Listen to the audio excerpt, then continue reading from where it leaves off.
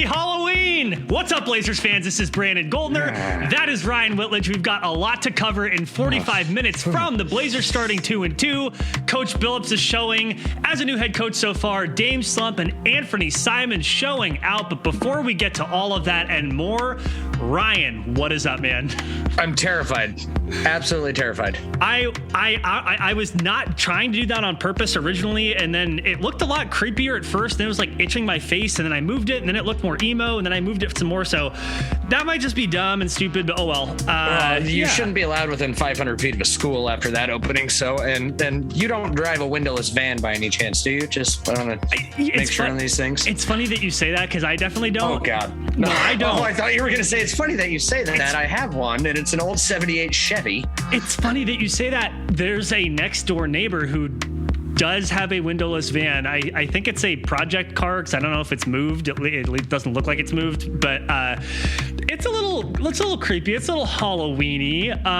Yeah, how are you doing? It's good to see you again.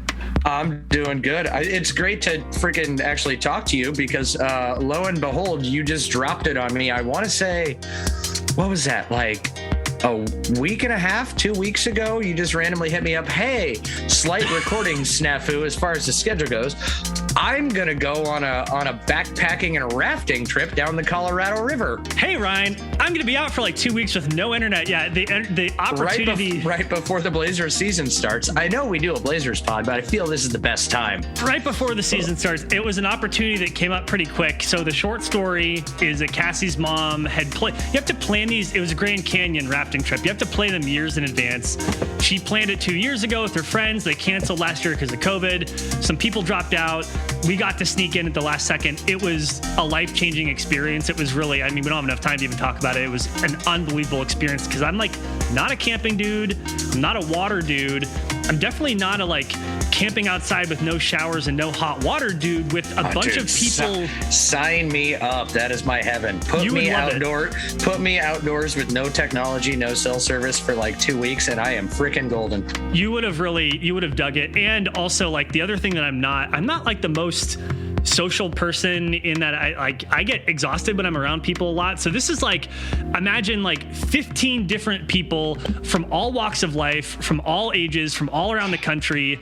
We don't know each other. We're thrown into this, you know, I mean, it really did kind of feel like a TV show in the Grand Canyon in some ways because the social dynamic, everyone had a unique personality. And anywho, it was really fun. It came up quick. Sorry for the no notice, but like I had a great time and I'm refreshed and I'm pumped and I'm ready for the season. But you just sold me even more on that because as me being like my wife, she's an introvert. Like when she gets out and she gets to know people, we joke that she's an extroverted introvert, but she would rather do things by herself or by ourselves than be out with a group of people. Yeah. And she doesn't necessarily like big groups. They do make her nervous and give her social anxiety. Me, on the other hand, throw me in a room full of people that I've never met before and tell me to go socialize. And I am like a freaking kid on Christmas. I was like, I get to meet and talk to everybody in here. This is fantastic.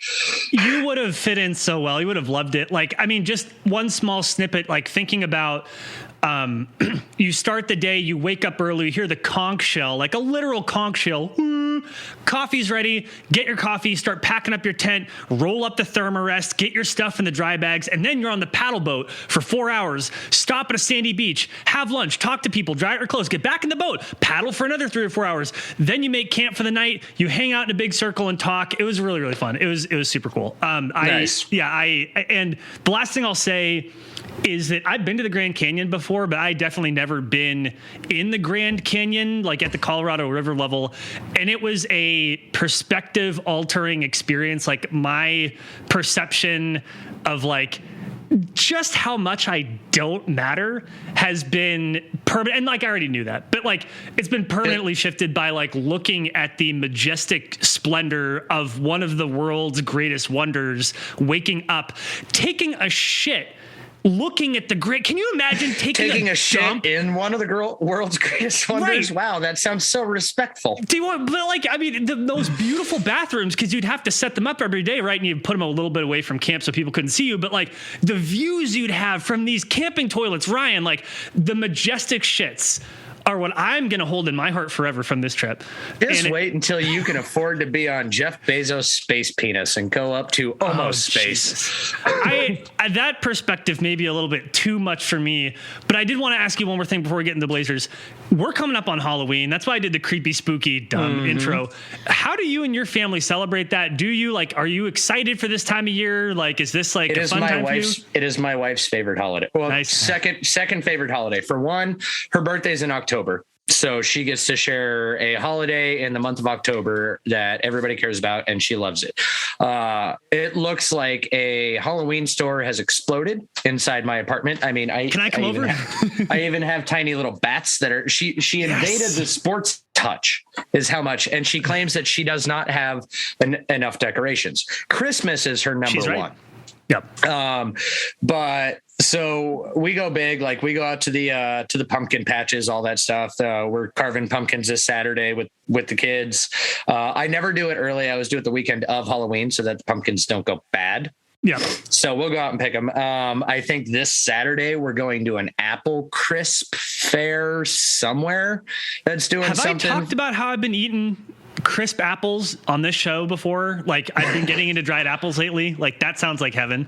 Yeah, and so that's from like 9 to noon this Saturday. So we're going there and then carving pumpkins Saturday night. But yeah, we go all out. We get the kids their Halloween costumes. We've had them for months so that we can get them together and perfect them. We are the annoying couple that goes to various Halloween parties and making sure our couple costumes are dialed in. We already have our next 2 years of couple costumes planned out. So yes, we go into it. My one and only, I don't mind Halloween because I love that it gets like all the fall decor out. The only holiday that we butt heads on is Christmas. And it's not because I'm a Scrooge per se, but as a November baby who was born on Thanksgiving, I have long held a disdain for the fact that Christmas keeps creeping in more and more and more on my birthday time. And so the rule in my house is that there are no Christmas decorations allowed, fall decorations only until December 1st. That's a great rule. And by the way, like, it's interesting because I kind of the same as your wife. So my birthday is November 4th. So it comes up right after Halloween. So for me, like, I have always loved Halloween kind of for the same reason. Cause it's like, it's Halloween, ton of candy, probably still gonna have candy left over for my birthday. Plus then I get my birthday, and it's not like I feel like people who have the birthday next to Christmas, they kind of get screwed on the gifts, right? There's enough time for me where I don't get screwed. And like you're saying, like, now Christmas is impinging upon your birthday, which is some bullshit. So happy Halloween to everybody. And one of the other things that I love about Halloween, real quick, is that I was one of those, like, any adults out there that say like teenagers shouldn't be trick-or-treating, go sit and spin. I trick-or-treated until I was 17 years old.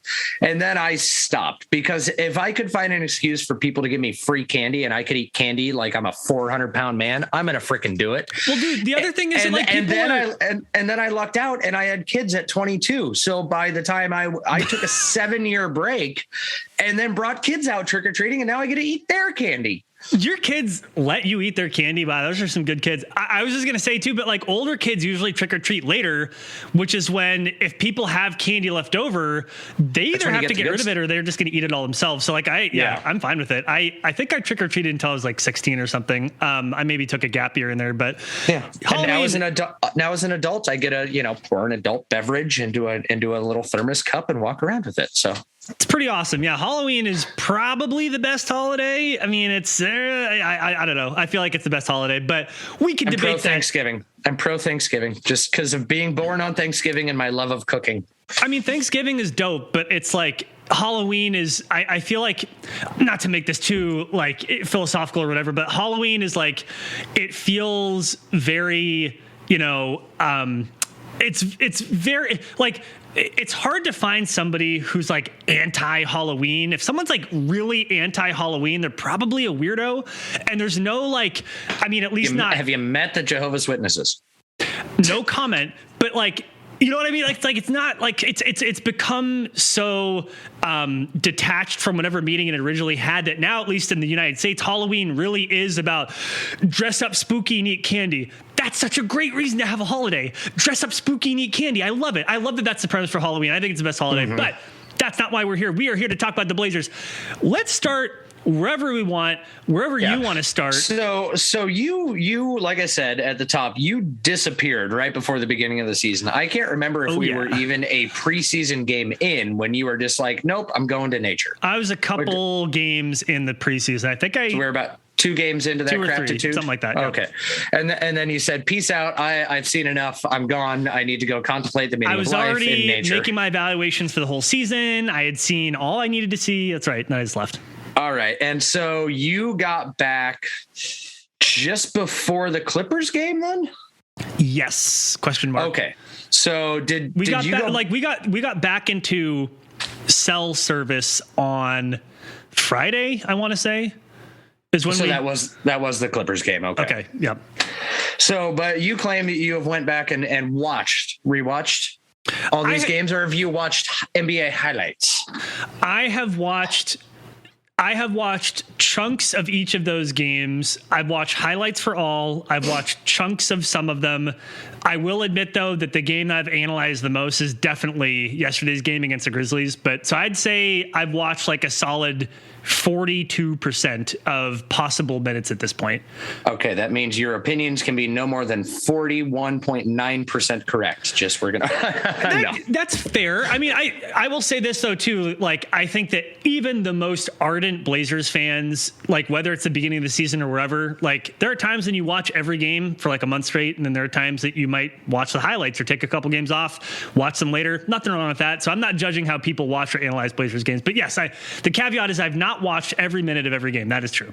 Okay, so from what you've seen so far, what's your take? I mean, because this has been a very roller coaster-ish start to the year. Just throwing out the craptitude that we saw in preseason, I don't think. I mean, the preseason, I'm leaving that aside. You can say that, it's developing trends or it's implementing this, implementing that. No, it's not. Nobody cares about it. There are bad habits you can develop, but there are not good habits that you're going to demonstrate in a preseason. So, with everything that you've seen so far in this 2-2 start to the season, in which, unless they're playing the Kings, it's either a 30-point win or a 30-point loss. What are kind of like your 3,000-foot takeaways right now? You said it. The Blazers are 2-2, and I have a hot take. Ryan, I am wildly optimistic about this team. I have loved what I have seen so far. And so you're on board with my 54 wins. Yes. I'm not saying that quite yet. So I want to start there, though. I want to start that I feel better than I thought I would feel, especially about 2-2 start. But a couple caveats really quick.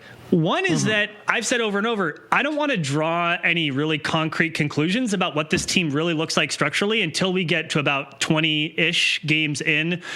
I think there are certainly things you can nitpick or point out. I said some stuff on Twitter yesterday that I want to get to at some point. But really, as far as I have a good sense of how the Blazers are going to perform when it really matters, we don't really know that yet because it's just too early. That's my opinion. The reason why I'm so optimistic is that despite the fact that the Blazers are clearly trying tons of new things, they're trying new things on offense, they're trying new things on defense, pulling Damian Lillard out of his comfort zone. Despite all that, they have shown flashes of a really good team. And I think that is why I'm optimistic. And they've done it not just against garbage teams either, against good established teams, against younger teams that are up and coming. Well, my argument would be is that they haven't played a garbage team yet. Right. So, you go and look at the records right now across the league and everybody's guesses for how things would pan out and where teams would be lying and who would be the good teams, who would be the bad teams. They're all fucking wrong. I mean, you just outside the sample size is too small, though, right? I mean, it's correct, and everything will correct itself. But what we've been seeing from like the Minnesota Timberwolves with them sitting at 3-1. They actually look pretty decent, and the Kings look like a fun team sitting at 2-2. And so that kind of makes you reevaluate things a little bit when you start this season and nothing and you're opening against the Kings and it's everybody's first game. You're going off history and whatnot. And the Blazers drop that in a little bit of a heartbreaking fashion. Then you're like, well, shit, we just lost to the Kings. Yeah. But then you watch their next 3 games and you're like, They're pretty damn good. I mean, hell, they just freaking Harrison Barnes, who we're going, how do you let Harrison Barnes set a career high? He just had a walk-off buzzer-beating 3 last night. So, I mean, a very Damian Lillard-esque, by the way, gets the inbounds pass, and there's someone draped over him, right, in that left, way, way deep three-pointer, and hits that shot. Yeah, that was pretty cool. I counted, though. Damian Lillard had 3 claps. Harrison Barnes had 2, so it's nothing similar. Fair enough. Yeah, I mean, all of what you said is accurate, and I agree with. And again, like at 30,000 foot, we can drill down, but at 30,000 foot, couple games in, Blazers are trying stuff. They're being pulled out of their comfort zone. And despite that, I like what I see so far. It's very early. I don't really look at the record. It's more about how they're playing. There have been ups, there have been downs. That's fine. I am pretty optimistic so far. I think actually the most important thing I would say, it really did come yesterday. I thought it came yesterday, and I'm jumping ahead of myself now. This is why sometimes it's good to have show notes. But anyway, I'm just going to stop there. How do you feel about it? And maybe I'll twist the question in there. How do you feel about the team? But how do you feel about Coach Billups so far, his early showing as a coach? It's weird to, especially now, seeing as that, like doing this podcast with you and getting into it now from the start of a season is slightly kind of altering how I look at things. And I say that because over at Blazer Tag, we did that from a drunken fan perspective. We never tried to dive into a little, we were as judgmental as you would be with chatting with your buddies at the bar. So there wasn't a lot of deep dive and kind of analytical looking at things and thinking things through and talking about them. It was just a lot of drunken accusations and conclusions. And so I find myself, when I watch the games, I watch them from a fan perspective, but I'm able to come back later on. And when I'm thinking about them, think about little things that I saw. And so like my fan hat is freaking out because I'm like, oh my God, Damian Lillard's going to leave. We suck again. But my more nuanced Ryan turns into Grover when he gets upset. Go, no likey, no likey. Oh my God. But Frank Oz is really proud of you right now. Frank Oz, the voice actor for both Yoda and Grover, a ton of other Sesame Street and Muppets characters. I actually can't do a Yoda, not at all, and I'm not even going to try. But no, that's like 30% Yoda. You're almost there. Anyway, continue. Sorry. Almost. My more nuanced brain then kicks in, and I start looking at things, and I'm like, okay, so, but things that aren't working, they're sticking with and are working their way through to get them to be productive aspects of a basketball game. And like, are all these turnovers worrisome? Yes. But if they're going to put a little bit more focus on ball movement, like the Blazers have been one of the lowest turnover teams over the last decade because there wasn't a lot of ball movement. Now things were a lot ISO heavy, and hey, breaking news, if you don't pass the ball, you can't turn it over as much. Right. And so, but then you see that too, like there's also the speed aspect, how fast do they want to go, how fast, and so just kind of little miscommunications there, but it's the bones are there and they're working on it. And I kind of view it as like, okay, you're building a house and you went to go raise a wall at one time, and the wind caught it, the wall fell.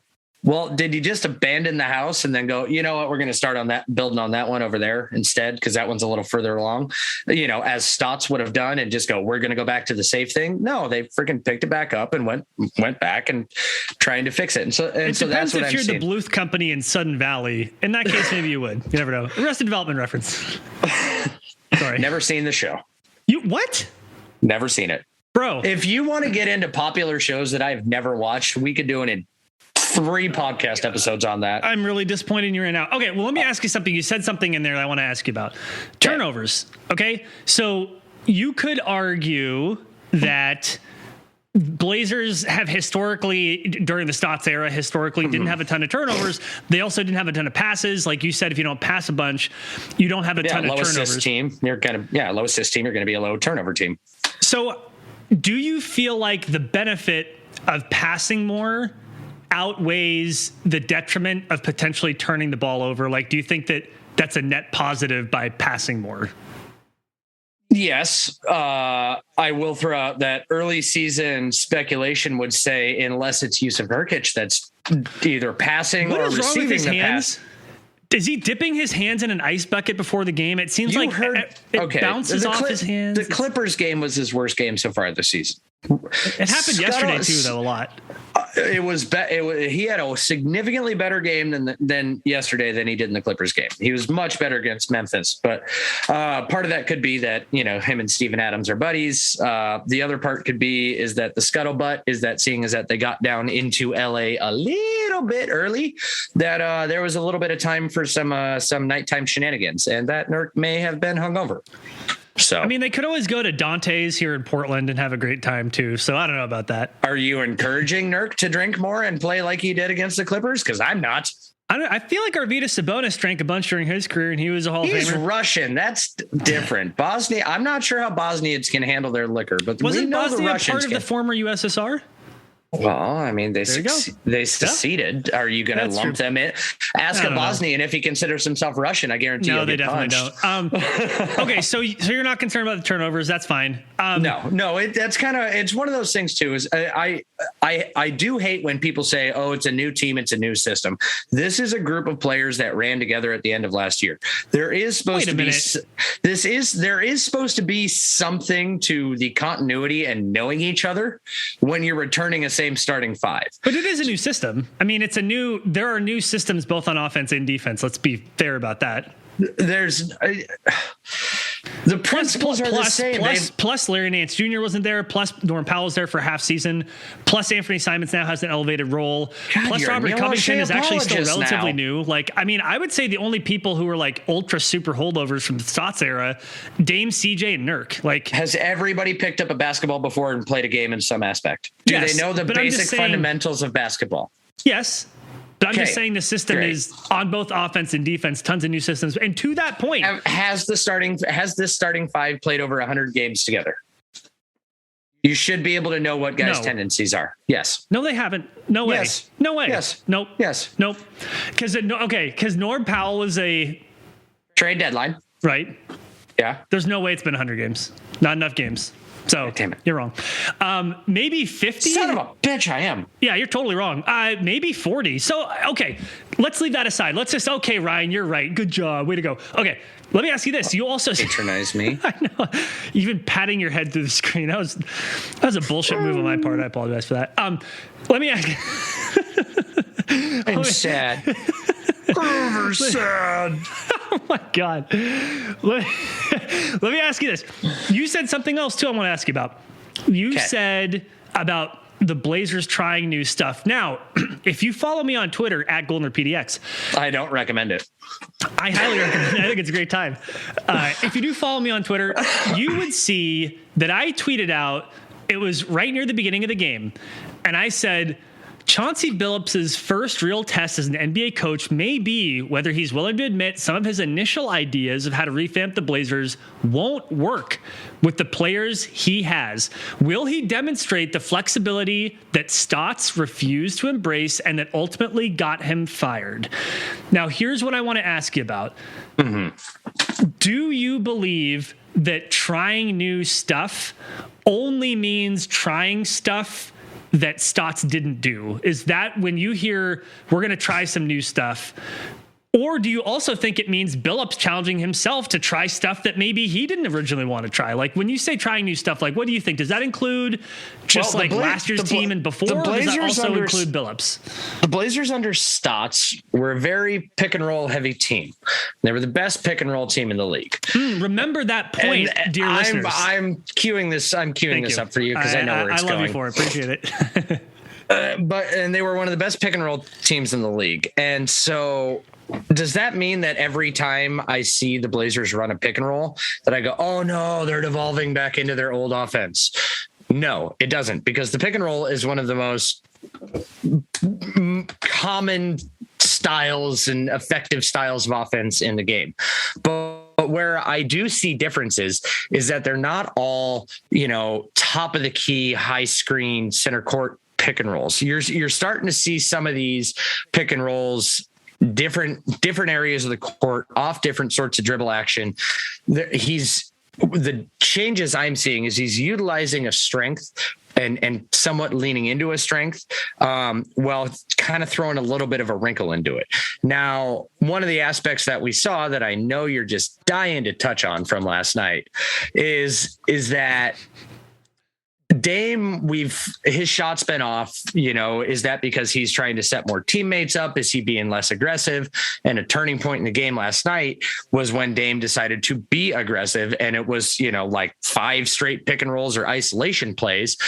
But a big part of that in my mind, and Mike Richmond on Locked On Blazers touched on this, go listen to his pod if you don't. I don't know why I say that. It's given free pub, but if they've found us, they know everybody else. That's how I view it. I think it's fair. I do think that even if it's something that people should know about, it's good to give props to people who are doing good work, and Mike does good work. So I think it's fine. Yeah. But he talked about how at one point in time late in the game last night that Dame actually heard, I think he said Ja Morant call out 1-5, 1-5, 1-5. And that let Dame know that they were going to be switching absolutely everything. Okay, great. What's the best way to take advantage of a switch? A pick and roll, because you can get the matchup that you want if you run a pick and roll with the guy that you want to go against. And so Dame went to Chauncey and was like, they called 1-5. Can we just go straight pick and roll? And Billups was like, if that's what you heard and that's what you're seeing, then yeah, go ahead. So it's promising to me that Chauncey is willing to make these in-game adjustments, because that was always a big bane, especially in the playoffs, on Stotts. Stotts would ride we're going to do what we do great and hope that we can do it to a good enough frequency that we win a game. And he was horrible at in-game adjustments, or even, game-to-game adjustments kind of thing, and taking care of matchups. So the fact that Billups early as a coach is hearing something from a star player and is willing to adjust his game plan, or let him, I think, as you so eloquently put it on Twitter, and say he ad-libbed, but ad-lib a game plan in going to a pick and roll as a way to get things going. I think that's good. I think that's promising. So first of all, I want to congratulate you for not teeing this up, but for preempting it with your own opinion, your own framing before I even got a chance to talk about it. That is some A+ podcasting, and I applaud you for it. So yes, let's break that down a little bit more. Now, for people who are watching on YouTube, I wanted to share something really quick to Ryan's point about the Blazers getting hot using ISOs and pick and roll. This is a 5-play sequence in the third quarter. The Blazers were up, I believe, by 2.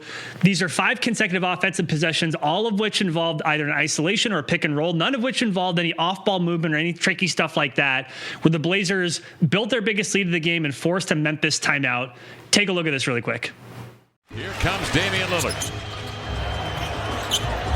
Bane goes over the screen, step back, he hits Damian Lillard. Got a little space for that step back. Plenty of time, 11 to shoot, don't hurry it. Out to CJ, he'll set the floor, leans over the dribble, gets a little space, fakes, fires, yeah! 44%. Last year he made only a little over 70. Right now he's on pace to smash that record as Dame smashes the B button, gets to the rim fast, shovels it off to Nurk. Blazers up 3. You knew it was a matter of time before these two got going. Dame shifts, fires the 3, dancing up off the rim and in. Lillard 4 of 8 from 3 land. He's got 18. He's got the swagger.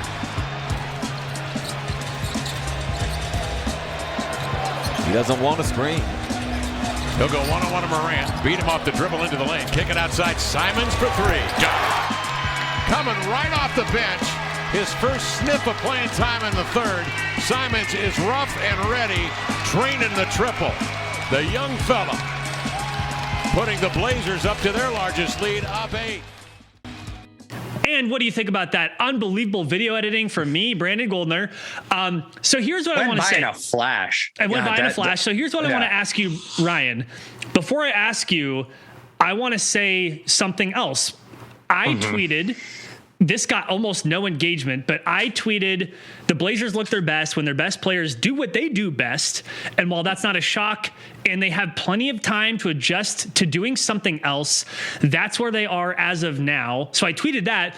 But then also you took umbrage, you took offense, because I tweeted out a clip from the Blazers. And it was a clip part of that sequence, I think it was the first shot, Damian Lillard kind of just doing what he does, pick and roll, bounces, dribbles around and hits a three. Great. That's what we know Damian Lillard can do. I said, new offense, same as the old offense. You got so upset. You started yelling. You started crying. You started crapping your pants. There were not capital letters in there. There was no so yelling. I'm exaggerating, obviously, but like my point, I want to bring it back to what you said. But my point was that the stuff that we saw in that clip, the stuff that people, if you're following us on YouTube, just saw in the clip that I shared, that I also shared on Twitter from the We Like the Blazers Twitter account, that sequence of the Blazers having their best players do what they do best. There's no off-ball movement. People are literally just standing, and it's either a simple pick and roll or an ISO. That is the kind of stuff that can then open up other parts of their offense as they're learning it, as they're developing it. And so what I said in that tweet, Ryan, was that Dame was either told or decided to ad-lib a little bit more. And by ad-lib, I don't mean like just on the fly he decided. No, like he was either told or he decided, hey, I'm just going to do what I do, right? So that was the conversation I referenced. He went up to his coach and said they called out 1-5. They're switching everything. I think we should try to take advantage of this. And Billups said, sure. Right. That's not ad-libbing. That's deciding. Hey, coach, it's deciding. Coach, to I ad-lib. heard this on the floor. It's getting your group together, your jazz we're group. arguing nuances here now. I have a great analogy though. It's getting together with your jazz group. Be like, hey guys, I'm going to take a solo. We good with that? Great. And then taking a solo. You're not reading on book. You're doing a solo. It was Dame soloing, but they talked about it before.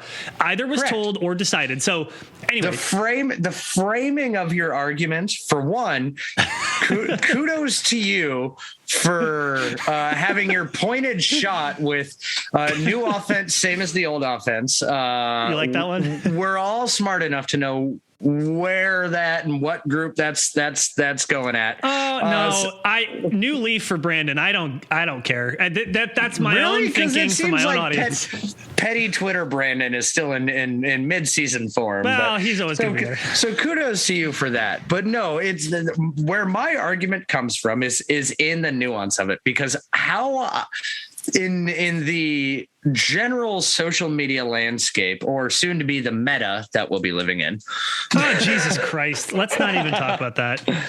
Where we'll be doing this podcast around a table with people in an Oculus. We're not even going to say the name.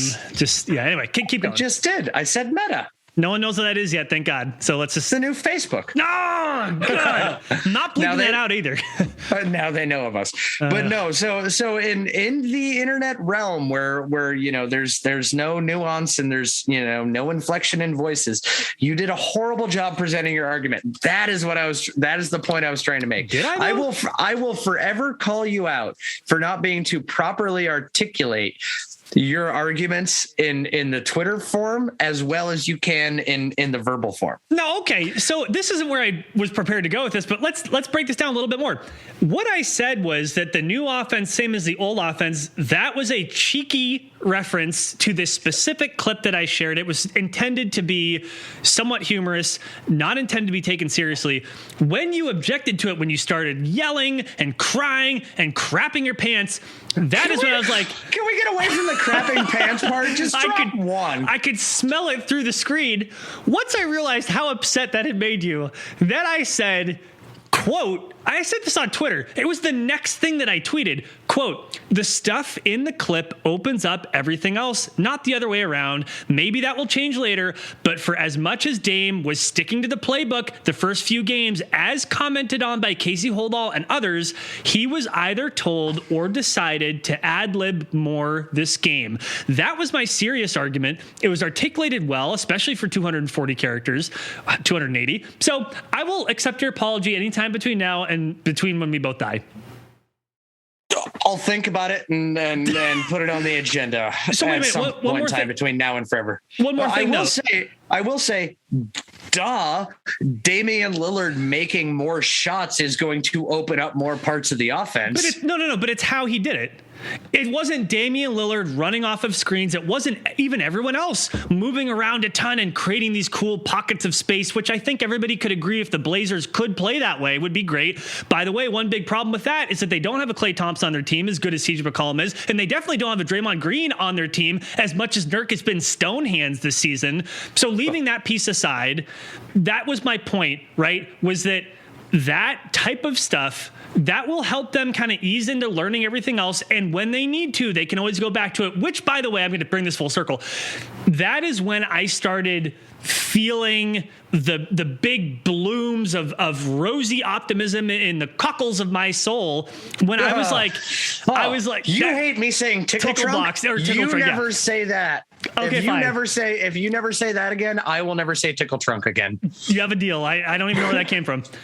But to know that Coach Billups is not that stubborn, okay? Coach Billups is willing to be flexible. He is willing to change. And kudos to Damian Lillard and everybody else for literally, as far as I could see, maybe not literally, almost the entire time and every other minute of the previous games, they were trying so hard to just stick to what they were working on, what they were developing. And in this game, third quarter, they said, fuck it. I need to get going, Damian Lillard. We need to get going as a team. Is that not somewhat worrisome and detrimental? Because we've seen that before when Stotts has tried to implement changes and then he just said fuck it and decided to go back to his old schemes. I have every confidence that Billups is going to continue pushing the changes that he wants, that the team has bought into it. I don't think this is a Stotts thing. I hate when people want to say, well, Billups is a championship winning coach. Well, he's not a championship winning coach. Stotts was a championship winning coach. Yep. Do you think that players give more credence to a former player who won a ring than they do a coach who has won a ring? I don't know about that, but what I would say, if there's more weight in the locker room for I've been where you are and I've climbed the mountaintop versus when Stotts was I've coached guys to where you want to go. I think it's less that and it's more generational. Because again, I think you hear this a lot from people who don't follow the Blazers super closely, where it's like the Blazers now have someone who played in the NBA. Coach Stotts played in the NBA. He was an NBA player. Did people forget that? He was. So I think it's more generational is what I'm saying. I think it's more about Chauncey Billups is closer in age, in generation to the players that are playing now. If Stotts had been, look at Steve Kerr. Again, he's a little bit older than Chauncey Billups, but Terry Stotts is at least a full generation removed from both of those guys, right? Mm-hmm. So I think it's more about generational. But all of this is just to say that I hope that people understand that when they're watching the Blazers work out their new offense, their new defense, that if you do have spurts where Damian Lillard just does what he does, well, he's a top 75 player of all time. And guess what? Beat out Klay Thompson. By the way, did you see that trolling by the Golden State Warriors for him? No. So Draymond Green got Klay Thompson a new jersey that said number 77. Yes. Sometimes I really like Draymond Green, by the way. I think that's great. It's just excellent trolling. I can't believe Klay was so pissed about that.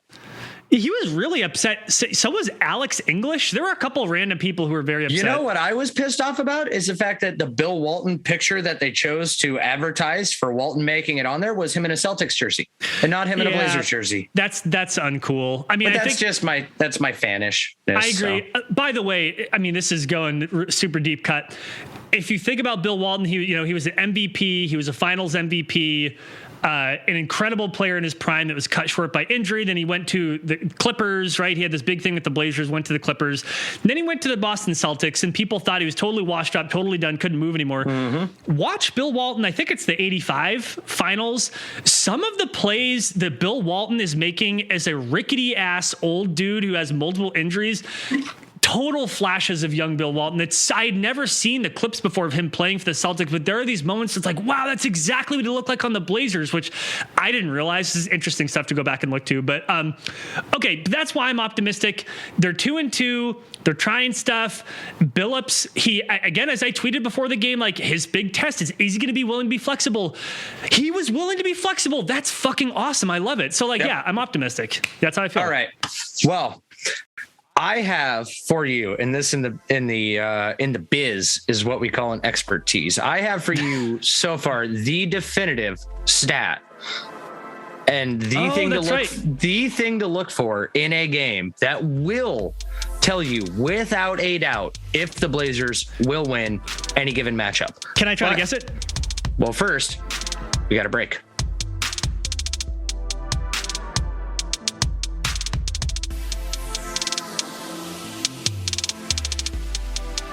All right, so as I mentioned right before that break, I have been tracking a stat. I am a big fan of doing the most nerdy of stat tracking that I possibly can.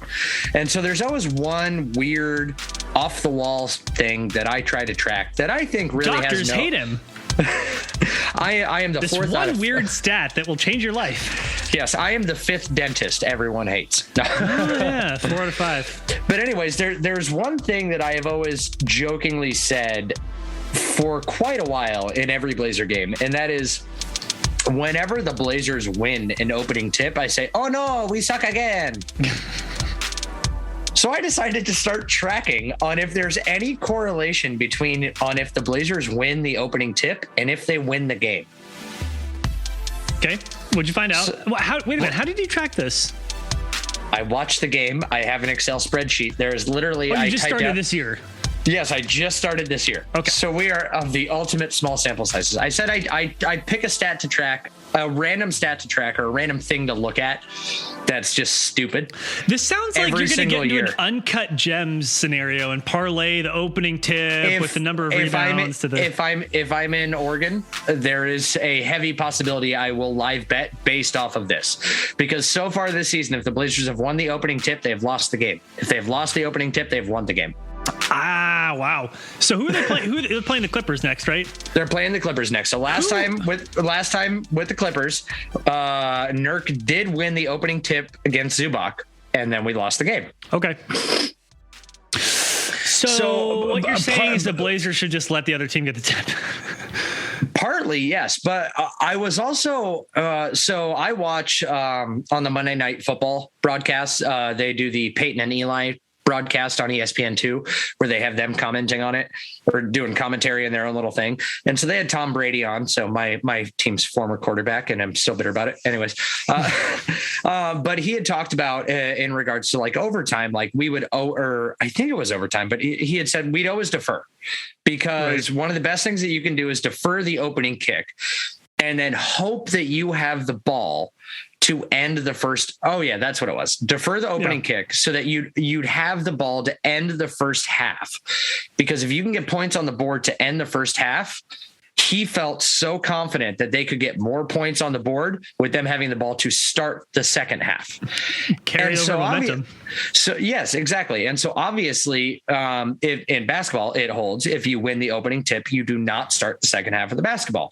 So it's kind of, I'm now super curious on if any part of that will play over in the long run as I'm kind of keeping track of this, of that, like if the Blazers find themselves down in the first half of a game, like regardless of if they can hit like a last second buzzer beater shot to end the first half, but the biggest adjustments you're going to make are going to be when you come out in the second half. Because you're going to go to the locker room, you're going to have seen gameplay, you're going to have seen tape, you're going to talk about things. What adjustments do you want to make? And can you come out and impose your will and make the changes that you need to?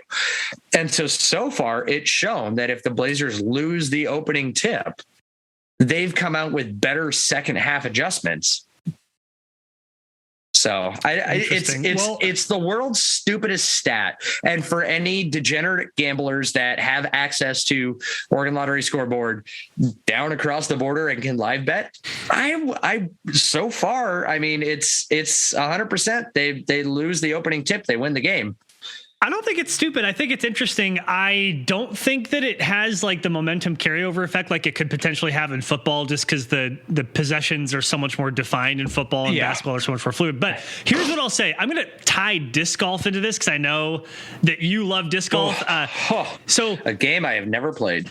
I have played disc golf for a long time. I've gone through periods when I've taken it pretty seriously, and I am in the midst of another one of those periods. I call it my third great disc golf period. I had one in my early 20s, one in my late 20s, and now I'm in my mid 30s, and I'm taking it seriously again. For the first time ever, I had a competitive round where I had a rating that was above a professional level rating. I've never done that before. So they do ratings like 1,000 rated is professional. The rating that I got on this round that was... Is there an app like that tracks it? Because I know with like golf, like you can sign up for like an official like handicap tracker or whatnot with the USGA kind of thing. There's not, because this may be going too far in the weeds. The rating for your round is when you have to compare how you did against everybody else, and it also kind of trues it up against what their rating was before. So there was like 60 people there. So based on what their rating was when they started and how well they played that round, it will then spit out what the round rating was. So you're kind of comparing yourself to how other people played and also how they played in previous rounds. Mm-hmm. But I swear to God, there's a point to this. First of all, I'm proud of myself. First time ever had a 1,000 rated round. In fact, it was 1038. If I played like this every single time I played, which I cannot, I would be one of the top 10 professionals in the entire world. So it was like an awesome round. It was really, really cool. It was like I got super hot, blah, blah, blah. My point was the second round that I played doubles, okay? And that's when it's best shot doubles. If you ever played golf, you played doubles. You and your partner both hit the ball, right? And whoever has the better lie. Yeah, that's what you play. Yeah. But if you don't have enough players, you may have to play Cali. You may have to play by yourself. Now, here's what I thought would happen is that me playing doubles by myself, you get one extra throw per hole. Muscle memory, to your point about the momentum carrying over, you have the ball and you score, and then you kind of carry that in the second half. I thought that the Cali would really help me because the muscle memory, if I messed up that shot, I'll get the next shot. It'll be way better. I actually played better by myself as a single than I did as a Cali. So all this is just to say momentum, muscle memory, the hot shooter theory, getting 3 free throws to get a player going. You never know how it's going to work out. Well, I'm not necessarily saying that this correlates over to like the momentum of carrying momentum over from one half to another. I'm more interested in that. Does this mean that you are able to make better adjustments at halftime? Oh, okay. And come out and impose your will more because you get to start that possession. Like it's only the one quick possession. So like that, like, as you had mentioned, like there's not the direct carryover because a possession in football can suck up 7 minutes of clock time as opposed to in basketball. But you get to be the first one to touch the ball and make your adjustment out of halftime. Right. If you lose that opening tip. But yeah, I still tend to think probably not. Right? Like probably not, but as it stands right now, it's tracking. And so I'm going to be super curious. My wife was laughing at me because I'm sitting here in an Excel spreadsheet and I am typing out every single game: Kings, Suns, Clippers, Grizzlies, Clippers, Hornets, 76ers, Cavs, and away, home, what it is. And I have all of this broken down into a spreadsheet. So if they win the tip at home, if they lose the tip at home, track it all. And honestly, when I find myself down in Portland 4 games, best believe I'm going to use this as a correlation for betting. I feel like if you get a couple more games and it keeps tracking, I feel like you need to like create a really cool like graphic for this and tweet it out, and hopefully it like catches fire and goes viral, because like you'll be like the person who tracked this first. So stake your claim right now. I'm staking it, but I will also let you know that as far as creating a graphic for it, I will talk to my graphic guy. Hi, Brandon. Oh, hey, what's up? Yeah, I'm happy to create a graphic for you. Let's talk. All right, we've only got a couple more topics to get to. I mean, we could talk on and on. Really quick. We need to talk about Ant. And first thing I need to say about Ant: how do we get a camera in Danny Meringue's living room for when he's watching these games? And we need to label this the Ant Cam. So wait, I'm sorry. I know Danny Meringue. I'm not familiar enough to know what you're referencing. Is he? He is the torchbearer of the Anfernee Simons fan club. Okay. From the day he stepped foot in the Blazers practice facility, Anfernee Simons, Danny Meringue has said this kid has it, and he has backed Anfernee Simons like no other. And so it's looking like a pretty good bet. He has been his strongest proponent through the struggles and whatnot. But now that Ant seems to have finally gotten it, and that's not necessarily a fair assumption. I actually think that a bigger reason that Ant is succeeding this year is because he's been given the chance. Last year, he's kind of forced to share the ball in order to for the team to be a steward of a certain player's legacy, unless you ask Bleacher Report, and then that player didn't play the last 2 years. But he was giving up shots for the benefit of Carmelo Anthony, as opposed to now on the second unit. Yes, he's playing staggered minutes with Dame or CJ, but he kind of is the guy on the second unit, and he has taken advantage of this role like no other. Like, I will be surprised if he is not top 2 end of the year and 6th man of the year if he can keep up this level of production. I thought it was a mistake that the Blazers didn't try to sign him to something before the beginning of the season, and I think that ship has. I don't think the deadline's passed, but I think that the ship has sailed. No, at this point. It passed. Oh, did it? Okay. It was, even if the deadline hadn't passed, the ship has already sailed. It sound from the reporting on it at the time, it sounds like that if the Blazers had offered him something, Ant's camp was going to turn it down, because they knew that his role would be expanded this year, and they were betting on him. I think that the Blazers they were going to let him go into unrestricted free agency. Now this becomes dangerous because, God, the Blazers cap situation next year, especially if they aren't able to duck the luxury tax by trading a Nurkic or a Rocco by the trade deadline this year, becomes so precarious over the next 2 years. I mean, you have over $107 million wrapped up into 6 players. Yeah. I mean, now that you're going to have to look at Ant, if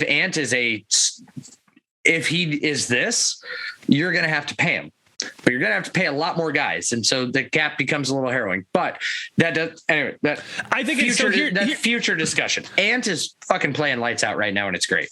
I want to talk more about Ant, but really quick, I have to talk shit about Neil Olshey. It's my obligation to do it. I think that the Blazers did miss the boat. They could, in my view, they could have offered him something well beyond his value established last year, but short of what he is now establishing his value as moving forward. Because remember, Anfernee Simons, he's only 22 years old.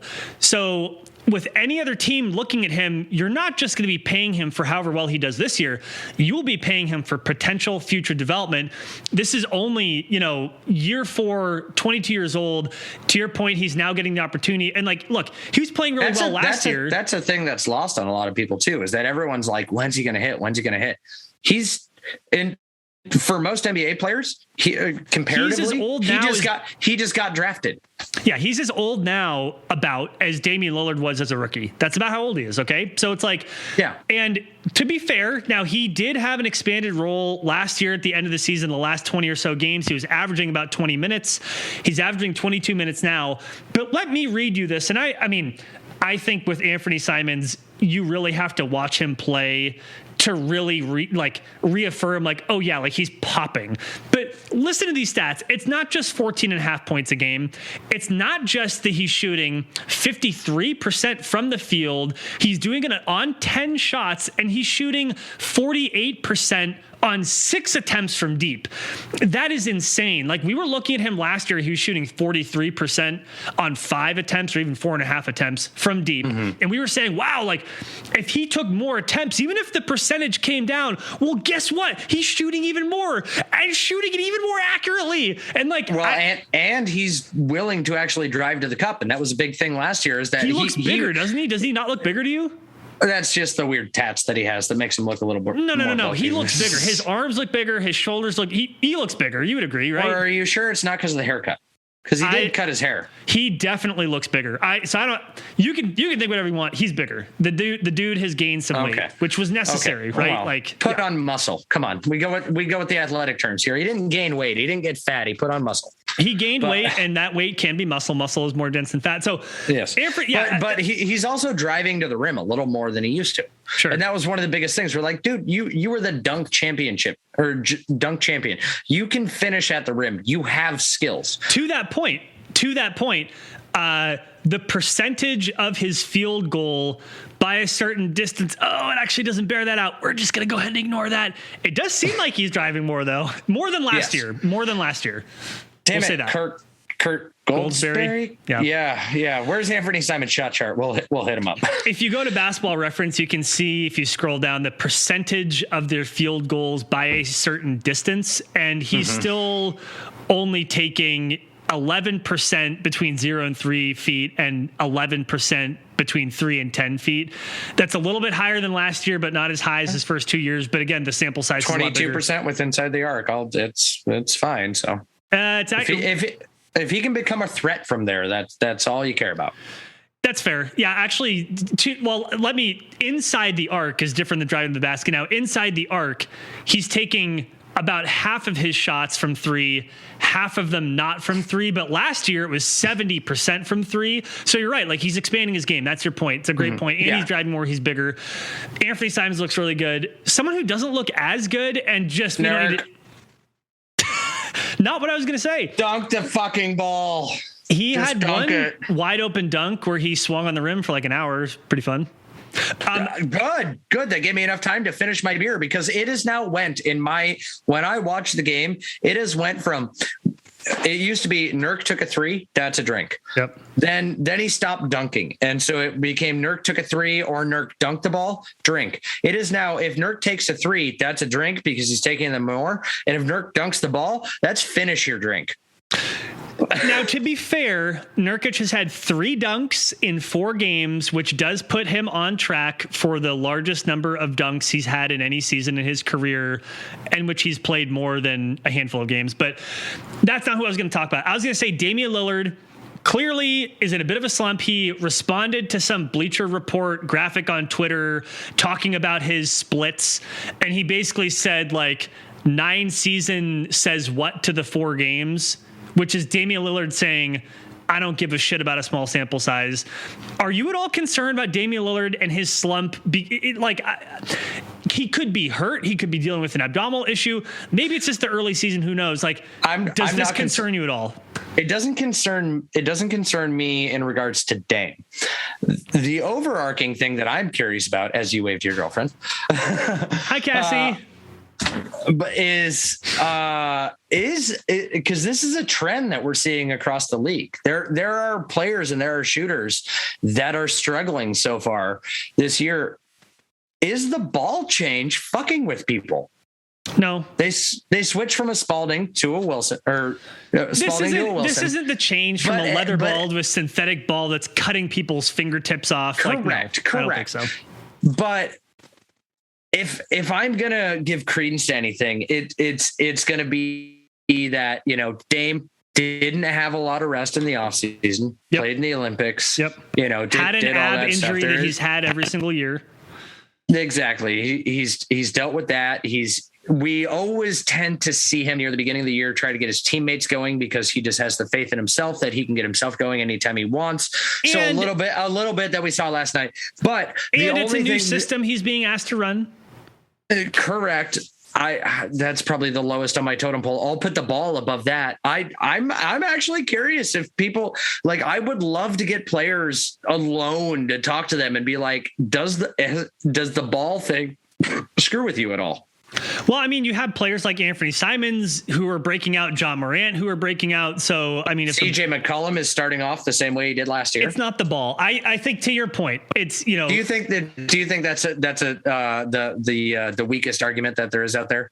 I think so. People are making that for, like, James Harden. It's either that or that their game is affected by the change in the foul calls and all that. No, that I believe. I mean, James Harden is clearly trying to play chicken with the league to get them to change back how they're changing how they've been calling those calls. Explain right? Trae Young. Trae Young's still doing good. Well, it's because James Harden's a whiner, but so Damian Lillard, I would say I'm a little concerned because it does seem to be partially physical, and there's no guarantee that, as a 31, that the way that he's responded to these, like, early season abdominal things, he's has been reported on as being a thing for a while. There's no guarantee that it's going to resolve itself as quickly as it has in the past. Having said that, I do think a huge part of it is the new system that he's been asked to run, right? And that's why I was really encouraged, again, to see that sequence in the third quarter where it was like, oh, that's what Damian Lillard knows how to do. He looked fine. He had the explosion.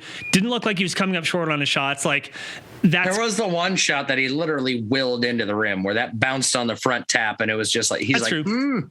But the shot before that was a bit long. So I'm personally not super concerned about it. I'd say I'm a little bit concerned. Ryan, is there anything else you want to hit before we explode into the ether? No, there is not. I do want to say that there is something that I played around with a little bit in the off season that I tested around, and I'm thinking about running it for tomorrow's game. So me and you may test it out to start the game and see how it goes and invite them off. There's an app called Playback, in which one is allowed to stream the game on their computer, and it kind of runs a little bit like Spotify Green Room, in which you can then open that up for others to watch the game with you. So you're on camera, they get to see your reactions and all that stuff. Now, the only thing that keeps me from wanting to make this a massively public thing is that you cannot deny speakers. Anybody who joins gets a camera. Yeah, it's a bummer, but I think we should try it. Like, what's the worst that's going to happen? And then we have a montage of people doing horrible things. But like, yeah, why not try it? But then you just close it down. So I'm thinking about doing that so that depending on when everybody's listening to this, if you're listening before the Clippers game, I'll throw out a tweet or whatnot, and the show page will throw out a tweet on if we're going to have it happen and a little link to it and whatnot. And we may experiment with it and see if it's something fun to do. If, anybody wants to, live watch a game with us per se, because that's the best way you're going to be able to do it. I like it. All right, Ryan, pop quiz. Where can people find our work if they wanted to find our work? The internet.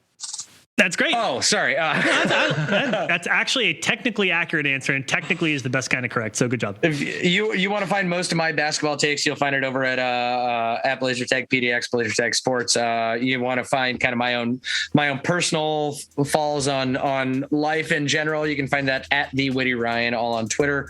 You can find us at Like the Blazers, because Twitter still won't let us put a we in there. Too many characters. Damn it! I swear people have longer names than us on this, but it just whatever. And then obviously you, Goldner, they can find your horrible takes that I'm more than happy to call out 3 ways from Sunday at Goldner PDX. Still waiting on that apology, Ryan. That's great. I have until I die, so hopefully you pass first. Well, I might kill you in the middle of the night. It is Halloween after all. Yes, that is great. Appreciate you. Thank you all. Have a good one. And until next time, go Blazers. Adios.